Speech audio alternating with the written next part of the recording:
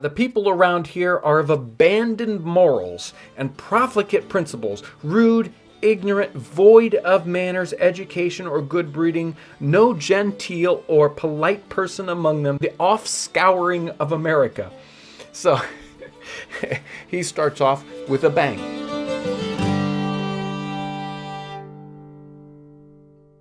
The lives of people in the 18th century can be difficult to understand or to get all the information you want on.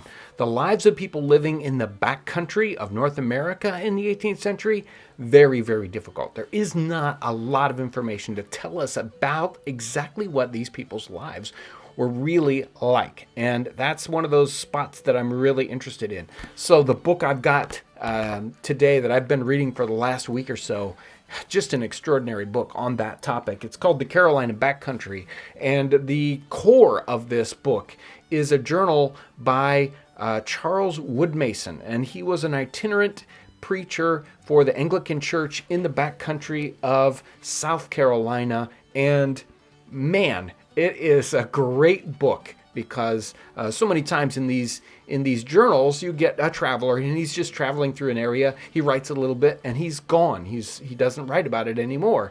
Charles Wood Mason is in the same area for 2 or 3 years, traveling over and over and over again. So we get to hear about the difficulties he has, his description of the people, and we see the description of the people kind of change over time as he continues to interact with them. So excellent book. Can't recommend it enough.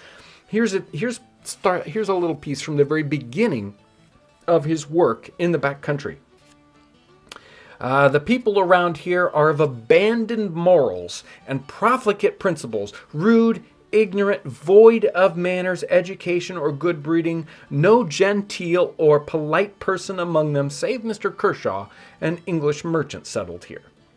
He says, these people are of all sects and denominations, a mixed medley from all countries, and the offscouring of America.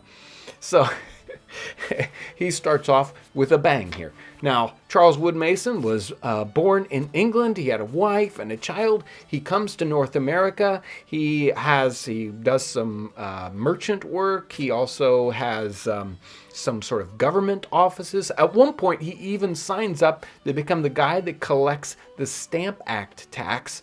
That gets him into some hot water. He also works within the church, a portion, a lay reader, etc. He takes on this commission as an itinerant preacher. He has to go back to England to get commissioned. He comes back to South Carolina, and man, he hits the ground running. He wants to get out there and work with these people.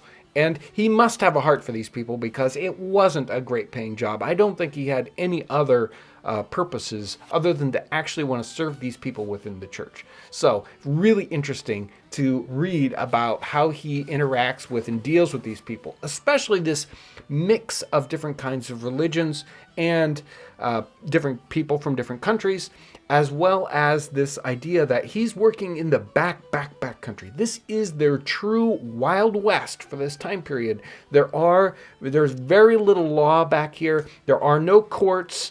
There are no stores. There are no bridges. If he wants to cross a river, which he has to do all the time, he has to wade across, he has to ride his horse across, swim across. Occasionally he has a boat, but sometimes when he has a boat, it carries off downstream and it smashes, and then he just has a lot of trouble. Not only are these people of abandoned morals and void of manners, but they are poor, very, very poor. January 1st, 1768. I preached at Granny Quarter Creek to a mixed multitude of people from various quarters, but no bringing this tribe into any order. They are the lowest pack of wretches my eyes ever saw, and that I have met with in these woods, as wild as the very deer, no making them sit still during the service. But they will be in and out, backward and forward, the whole tribe, as busy as bees to and fro their hives. Nor can this be mended till churches are built and the country reduced to some form. How would the polite people of London stare to see the females, some very pretty, come to the service in their shifts and short petticoats only, barefooted, bare-legged, without caps or handkerchiefs, dressed only in their hair, quite in a state of nature for nakedness, as is counting as nothing. January 25th, he says, I'm almost tired in baptizing of children and laid myself down for the night, frozen with the cold, without the least refreshment, no eggs, butter, flour, milk, or anything but fat rusty bacon and some fair water with corn, Indian corn bread, food that he's basically never had to deal with in the past. He talks about the difficulties of basically feeding himself, having his own provisions. And so he talks about it here. He says, in all these excursions, I am obliged to carry my own necessaries with me, as biscuit, cheese, a pint of rum, some sugar, chocolate, tea, or coffee, with cups, knife, spoon, plate, towels, and linen, so that I always go heavily loaded like a trooper. If I did not, I should starve. Never will I be out again from home for a month together to take the chance of things, as in many places they have not but a gourd to drink out of, not a plate, knife, or a spoon, a glass, a cup, or anything. It is as well if they can get some body linen, and some have not even that.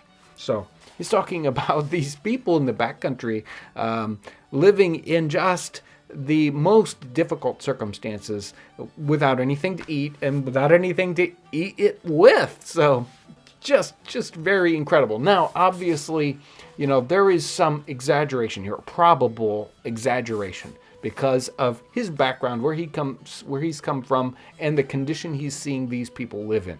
But he still continues to go out and work with them week after week after week. In these very, very difficult conditions. The people in the back country are very distressed by the number of bands of thieves that come in with all these different folks. And there does seem to be a great difficulty here. There are no courts in the back country, although there had been different kinds of rumblings about getting those things started. They never happened. And so the people in the back country at some point decide, basically they revolt. They band together they're called the regulators, sort of like a big band of vigilantes to help create some sort of law in the back country. But the government, of course, saw that as a great problem. That was their job, right? And so they tried to suppress the regulators. And Charles Woodmason, who you would think would actually come in on the opposite side, siding with the government, because he'd worked with them in the past, actually sides with the people. And he works with that, tries to definitely is a go-between at a certain point, and writes for the regulators and helps these kind of things get fixed in this situation. Seeing this backcountry and this sort of revolt going on here in the late 1760s gives us some really good ideas about what the problems are like.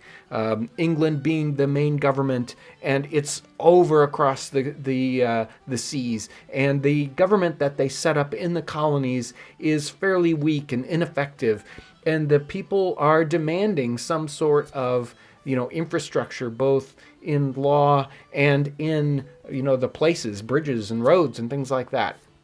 So you can see them start to come together. This book gives us a great glimpse into what it was like living in the backcountry in this mid-18th century time period. It gives us such a good idea about why the things like the Revolutionary War happened, and what was going on for the lives of regular people in the 18th century, especially in this backcountry area that is so hard to understand.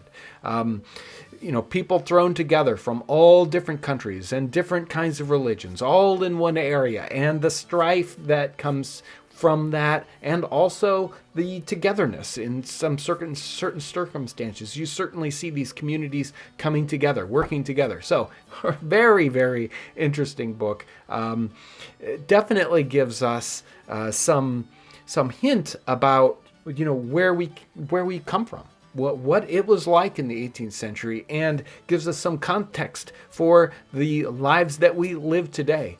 Excellent book. Can't recommend it enough.